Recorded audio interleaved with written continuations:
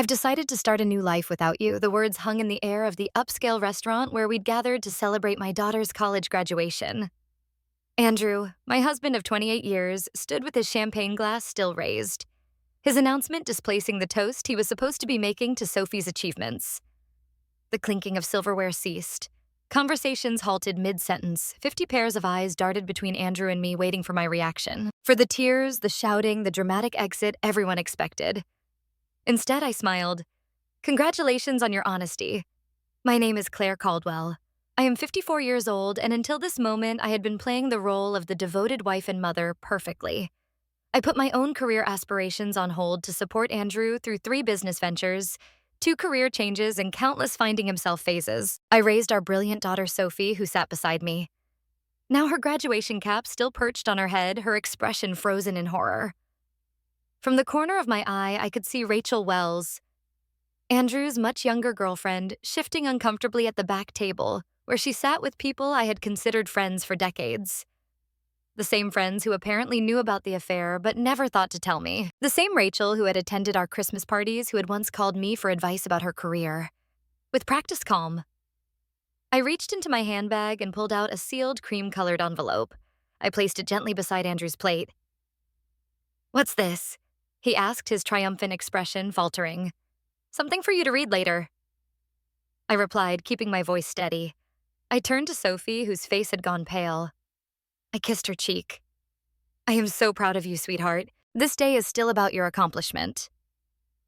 Then I smoothed my dress, and addressed our stunned guests. "Please enjoy your meal. I wish you all a lovely afternoon."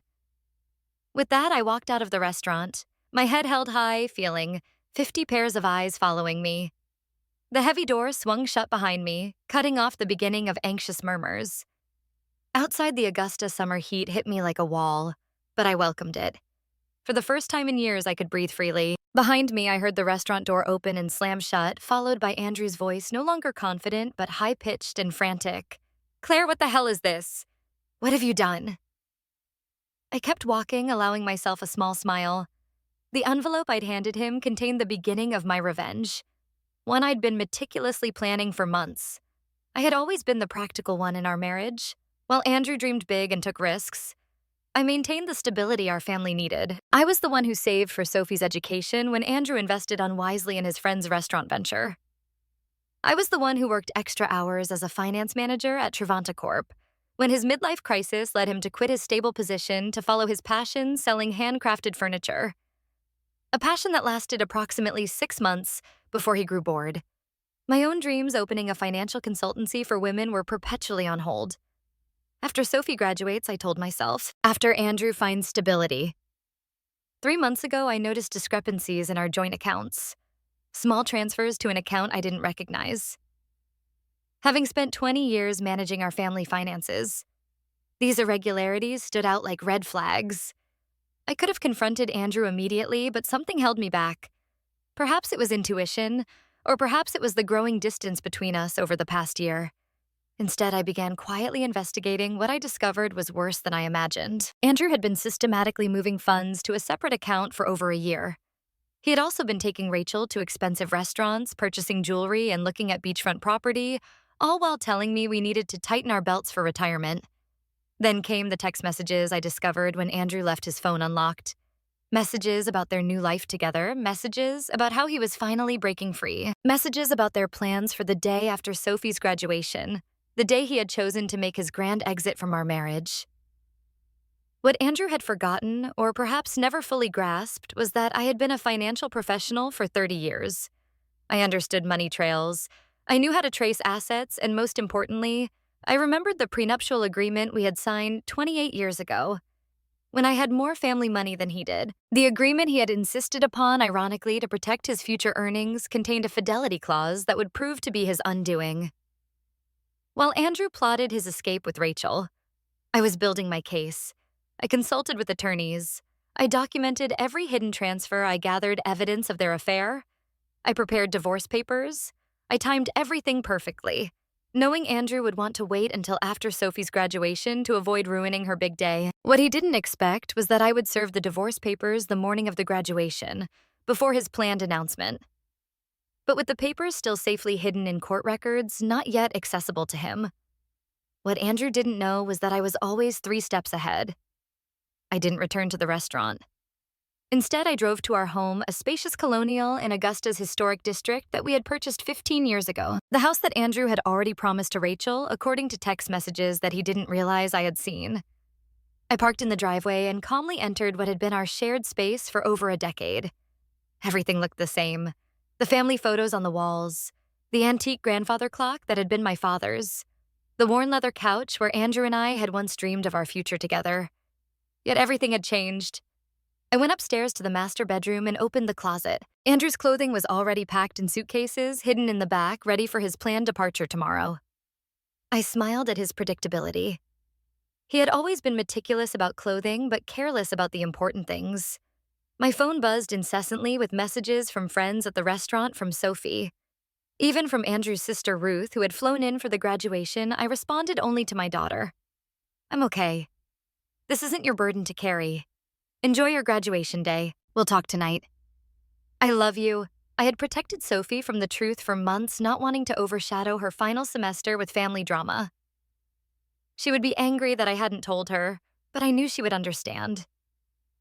Eventually, Sophie had inherited my practicality along with her father's charisma, a powerful combination that had helped her graduate with honors. 3 hours later, I heard Andrew's car in the driveway. The front door slammed open. "Claire!" He shouted, his voice echoing through the house. "Where are you?" I was sitting in the living room, calmly reviewing documents on my laptop. I closed it as he stormed in, his face flushed with anger, the envelope clutched in his hand. "What is the meaning of this?" he demanded, waving the papers. "You served me with divorce papers today of all days. I thought it aligned nicely with your plans," I replied calmly. "You wanted to start your new life. I'm simply helping facilitate the transition. You had no right to. I had every right." I interrupted, my voice steady. "Just as you had every right to choose Rachel. We all make choices, Andrew." "The prenup expired years ago," he said, his voice suddenly smug. "Any lawyer will tell you that." I allowed myself a small smile. Actually, it didn't. Section 12 specifically states that the fidelity clause remains in effect for the duration of the marriage. Your lawyer should have explained that to you. Oh, wait. You didn't consult one, did you? The color drained from his face as reality sank in. The prenup he had insisted upon to protect his potential wealth would now cost him everything. The house, the vacation property in Savannah, his portion of our retirement accounts. His grand gesture at the restaurant had just become the most expensive announcement of his life. "You can't do this to me," Andrew said, collapsing onto the couch. "We built this life together, and you chose to end it," I replied, though not in the way you planned. Andrew's phone buzzed persistently in his pocket. He glanced at it, then ignored it. Rachel, no doubt wondering where he was and why he wasn't following their carefully orchestrated plan. "You've always been calculating, Claire. But this is cold," he said, trying a different approach. "What about our history? 28 years together means nothing." I studied him. This man I had loved for nearly 3 decades, the man who had held my hand through 2 miscarriages before we had Sophie, the man who had once surprised me with a weekend trip to Charleston for our 10th anniversary. When had he changed? Or had he always been this person and I had been too devoted to notice? Our history meant everything to me, I answered truthfully. "That's why your betrayal hurt so deeply." His expression softened momentarily, perhaps seeing an opening. "Then maybe we can fix this." "I made a mistake. People make mistakes." "This wasn't a mistake, Andrew. This was a calculated plan spanning more than a year. You systematically moved our money. You looked at property with her. You planned to announce our separation publicly to humiliate me." His face hardened again. "You're exaggerating." "Am I?" I picked up my phone, opened the recording app, and played his own voice. "After the graduation, I'll tell her it's over. A public setting is better. She won't make a scene in front of everyone." Then Rachel's voice. "And she has no idea about the money." Andrew again. "None. Claire trusts me completely. That's her weakness." The blood drained from his face. "You recorded our conversations? That's illegal." "Not in Georgia when one party consents," I responded, And not when it's in your own home. I didn't record your private moments with Rachel. I'm not cruel, just the conversations about your plans to defraud me. Andrew stood suddenly agitated. I need to make some calls. Of course. I said, your attorney might be a good start. I'll be staying at Ruth's tonight. Ruth's? He sputtered. My sister's house. I nodded. She's quite upset with you, actually. She was the one who first spotted you and Rachel together last Christmas. She didn't tell me immediately. She confronted you first. You promised her it was nothing, that you would end it. When she realized you hadn't, she came to me. This was another blow he hadn't anticipated. Ruth and I had always been close, but Andrew never imagined his own sister would choose my side. Everyone's betraying me. He muttered, ironic, isn't it? I gathered my purse and a small overnight bag I had packed earlier.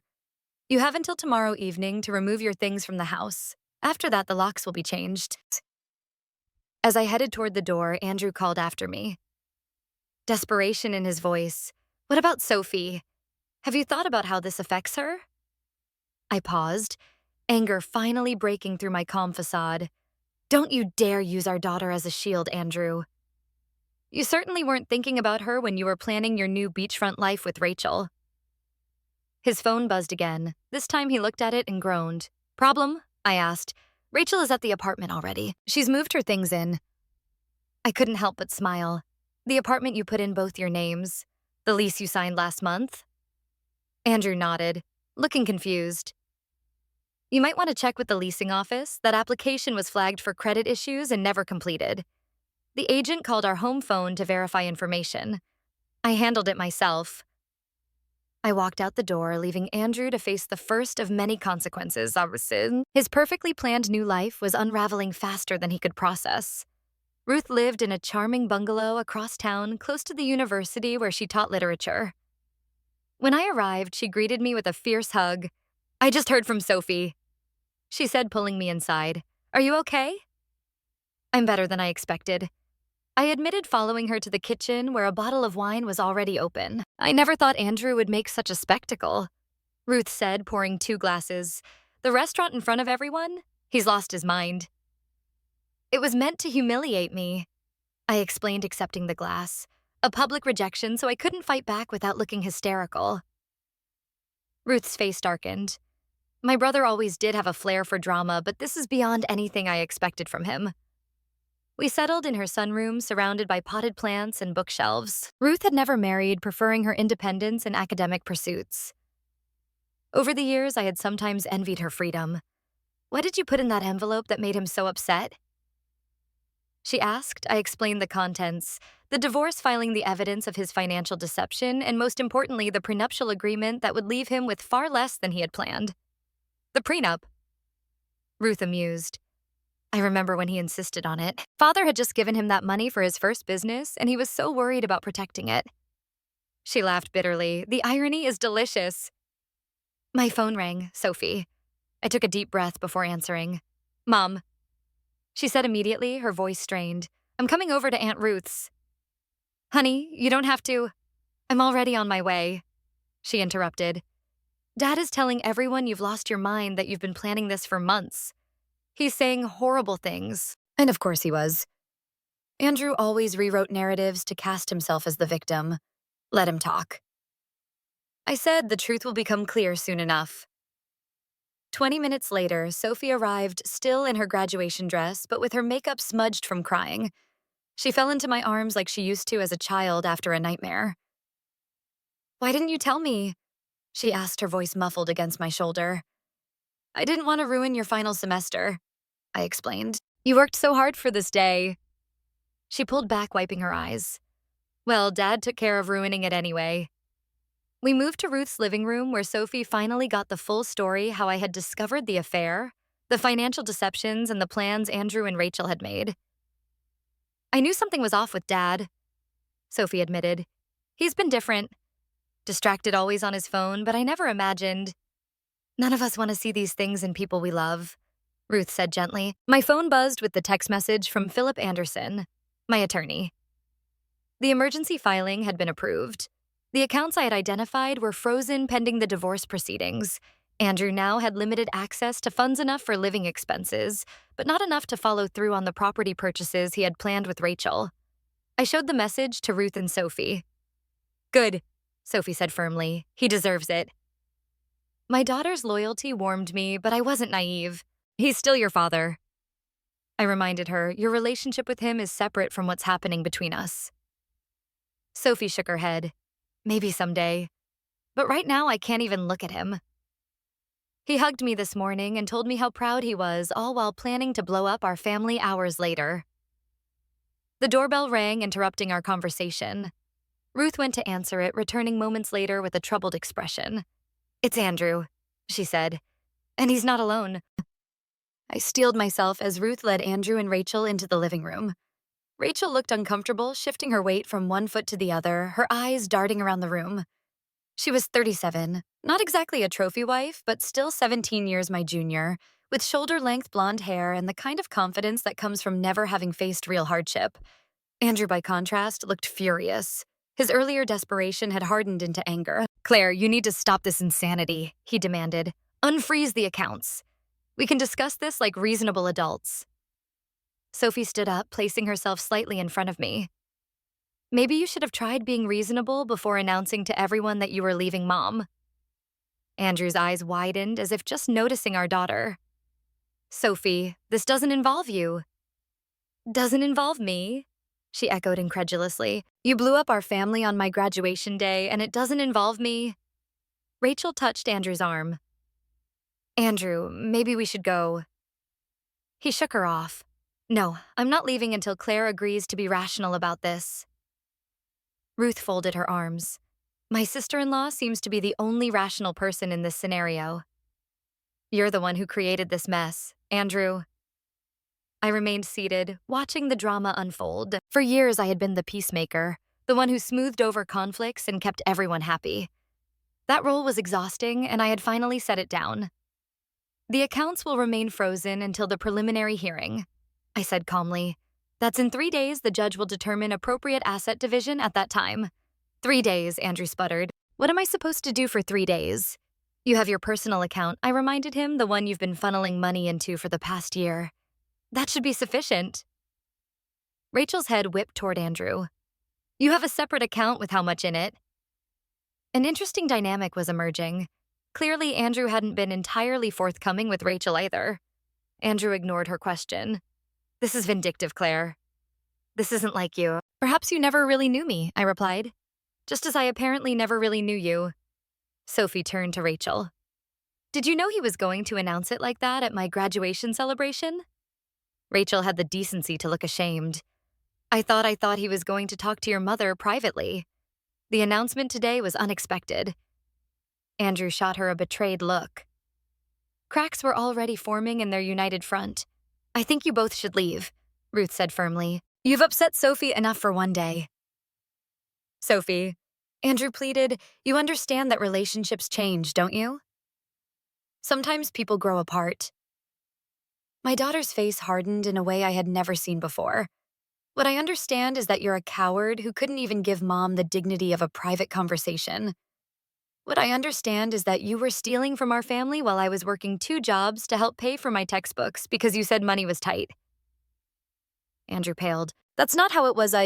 It's exactly how it was," Sophie cut him off. "Please leave, Dad. I can't look at you right now." The silence that followed was deafening. Finally, Andrew turned to go, Rachel trailing behind him.